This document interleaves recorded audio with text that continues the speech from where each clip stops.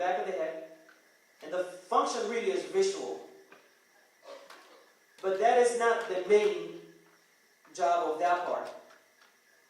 This is where we feel the touch, the perception of touch, or maybe even manipulation of objects, and understanding also happens in that area of the brain.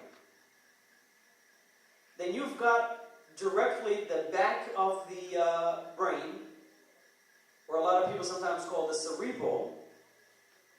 That is the occipital lobe.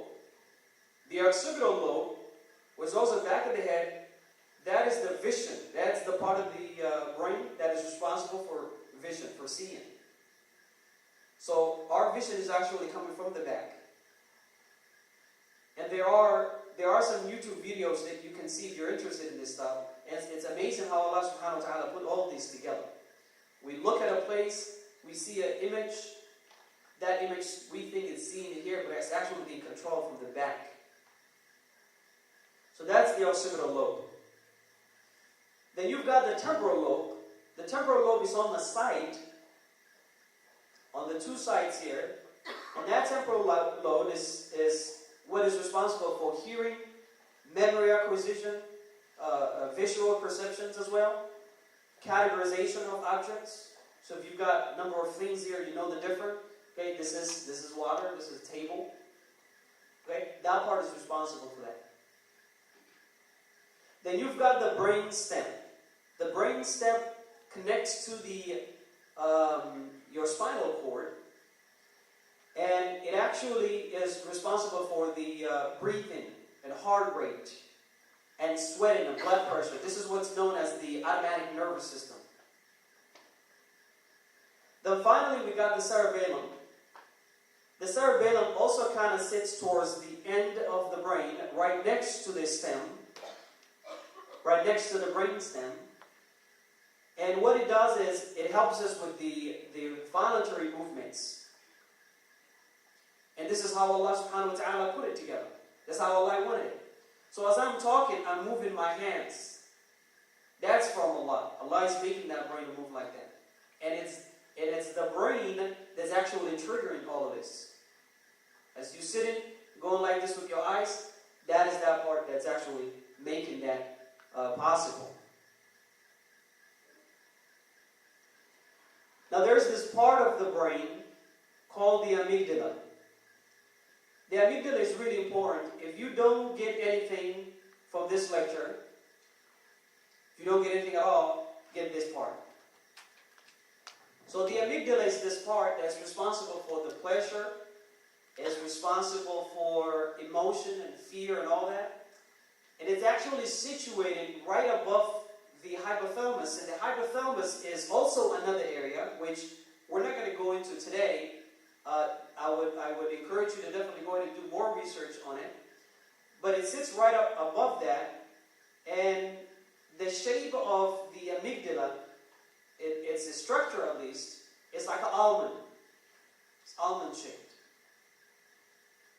This is amazing because if this part of the brain senses fear, it shuts down. Why do I tell you that? Because if you are a teacher, and you are teaching someone, a child, for instance, because learners could have different ages, but let's just talk about the children as teachers. If the child feels threatened, if the child feels fear, that part of the brain shuts down. So when I was young, I remember the teacher at we call it the Duxley, the madrasa, the weekend school, would hit us with a stick when we miss the Quran or we don't know our lesson. And I don't know my lesson. That's why I missed it. But the Shaykh, may Allah reward him, has the stick on top of me and he's hitting me. Well, Shaykh, if I don't know the first time, I'm definitely not going to know when you hit me. Well, what happens is that part of the brain shut down because I sense fear. That part of the brain, the amygdala, shut down, and so that's it. Nothing is coming in. Nothing is going to come in. The Shaykh can even read the Quran to me, it probably won't even come to me because that part of it is closed. So we got to make sure to care for this area. And so it's important for the person that's teaching that they understand this too as well. By the way, this isn't only beating the kid. This is also verbal abuse. If the child feels that verbal abuse, or even the adult feels threatened through a verbal verbiage, that part of it is going to shut down. And learning isn't happening. Learning is not going to happen. It's scientific. It's amazing. Now, there's this book that I read, and I'll definitely recommend for everybody to read. It's called The Art of Changing the Brain. The Art of Changing the Brain. It's a book written by a doctor called James Zoll, Z-U-L-L. And he talks a lot about the brain and how the brain works. And he has done extensive research, and he's a doctor again in this field. And there's a quote from that book that I want to read to you guys. Neuroscience tells us that the products of the mind, thought, emotions, artistic creation are the result of the interactions of the biological brain with our senses and the physical world. So in short, what he's saying is that thinking and learning are products of biological process. In other words, when we were born, we're not born with this slate clean. We have some innate faculty that enables us to know things. So when the baby is born, Allah subhanahu wa ta'ala put this in us that He knows to grab the mother's milk. And so on and so forth. Now, one thing that is also very important in the brain is the neurons. And you guys have heard a lot. There's this phrase that, he's got some wires loose in the head. Some wires loose. You definitely don't want to have wires loose in the head, in the brain. Because that's the neurons. These are neurons, and all the neurons come together, and they talk, and they communicate. And the more of those neurons that are communicating, that are talking that you have, the better off you are. In other words, the person who's bilingual has more of these neurons that are touching each other, that are talking to each other. Okay? What this, and as I have this slide there, it says more practice of what one already knows increases those dendrites. And we'll talk about what dendrites are. So, if you imagine, as you can see there, that kind of looks like a tree. And the top part, it looks like a tree branch at least, right? And then there's this little string that goes on, and then at the end it has, this branches also, small little branches. So this first part here, this tree-looking like area, is what's known as dendrites. It's called dendrites. In the middle is your cell nucleus. And this is the cell body. Then there's this little, for lack of better words, we'll say a wire. This wire that's coming from the cell itself, right there, goes all the way to the terminal buttons. These are called terminal buttons. So what Allah subhanahu wa ta'ala did is this wire here, Allah wrapped around in that little wire something called myelin sheath. The myelin sheath does two things for our neurons. Number one, and it'll come in a minute, but there are signals that are coming from the dendrites. Those signals travel through this wire here called axon, by the way. A-X-O-N, it's called axon. So the signal travels through that axon wire, or path. And then this myelinated sheath, what it does is two things. Number one, it makes that signal travel through the axon pipe very, very fast. Thus, thinking. But number two, it actually prevents it from any interferences. It prevents it from interference. So then that signal travels through that axon, gets into the terminal buttons. Those terminal buttons are communicated with another neuron's dendrites. So if you can picture, you have these dendrites here, over here for another cell. And we've got billions of them in our brain. So that is important to know, because if you're studying the Quran, it's actually to your advantage, to your brain advantage, to read the Quran more, to memorize it, to practice it, and to also practice what you already know, because it's good for the brain. So some strategies, and as I mentioned, I wrote the topic really for teachers. So this strategies would be for teachers, but we can definitely apply that for parents, because parents are also teachers in some way, and in their own way. The strategies is that we have to understand prior knowledge.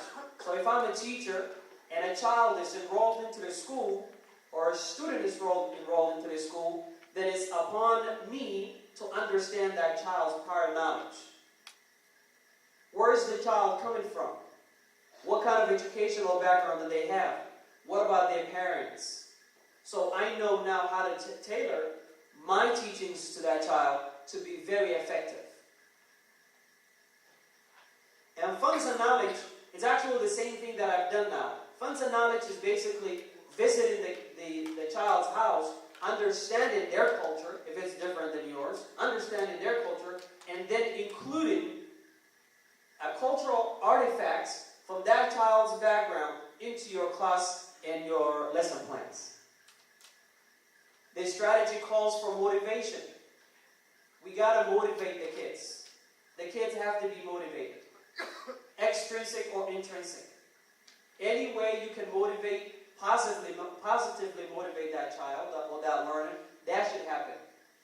Because it's just this amygdala that feels the pressure, the pleasure, and it opens up, and then we can learn. We also have to create homes that are conducive to learning. One of the things I say is that we should have libraries for our homes. There should be a shelf that has some books so kids know to go and read. But of course, we have to model that first. We have to be reading those books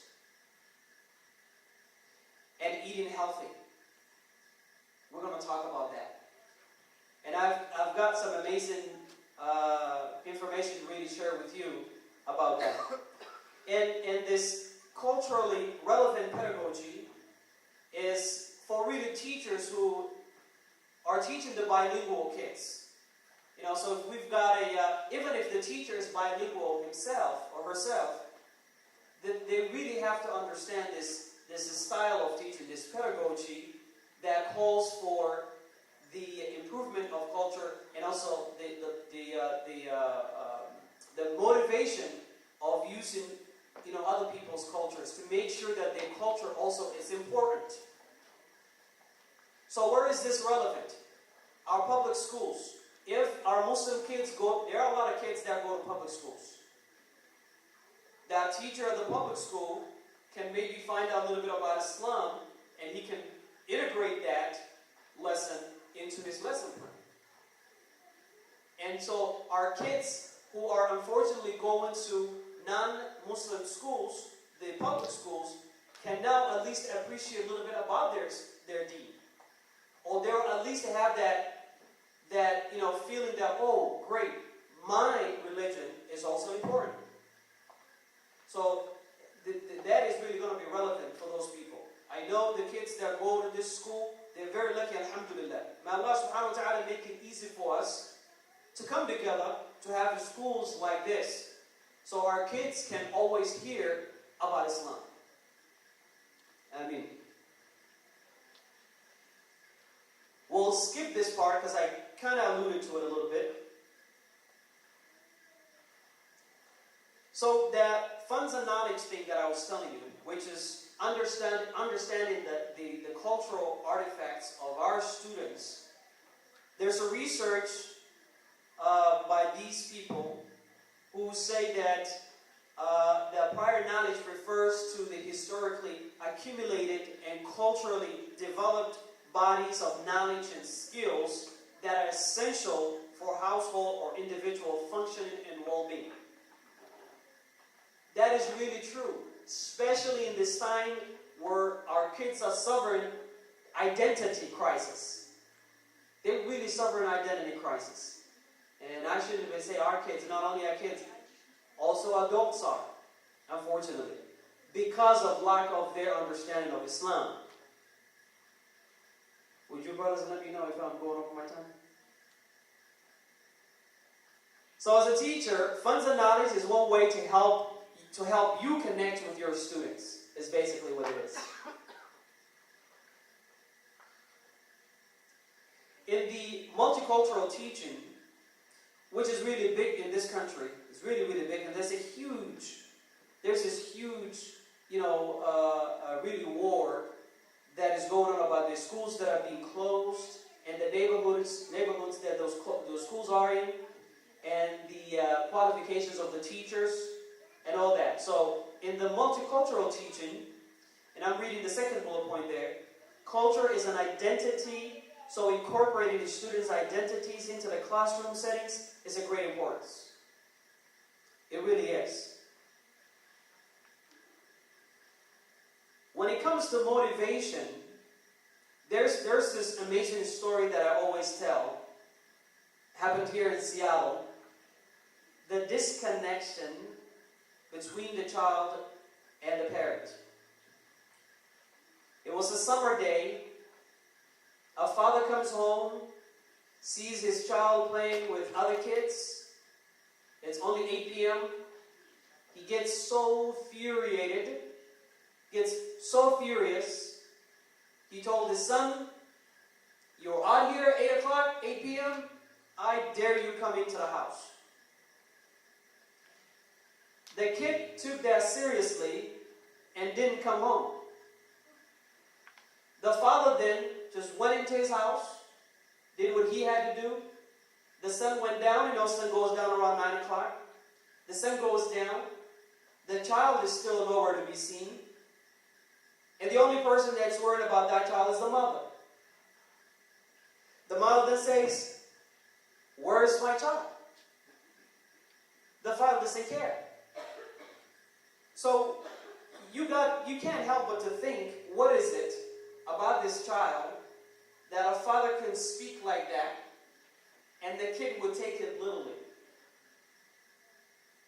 There must be something going on at the home, and the type of behavior that the father was setting up that caused this child to understand that his dad meant business. His dad was serious. That something really bad was going to happen to him. Anyways, they called the police. The police have searched the kid. They found him on one of them landscape trucks. The kid was sleeping there. They found him maybe around 11, 12 o'clock. So when it comes to that, it really, if maybe that father was upset because the kid wasn't learning. And by the way, scientific research shows that the kids are always learning. Learning is always taking place. Learning is always taking place. It may be not taking place in your terms, but it is taking place. So as teachers, we need to keep that patience with the kids, with our learners. We got to keep that patience with them. And there was this story that I read with one of our scholars, and unfortunately I can't remember. But the student was difficult. The student was very difficult, would not learn anything at all. And his teacher was finding a way to motivate the kid. And so he couldn't. But alhamdulillah, the teacher, who was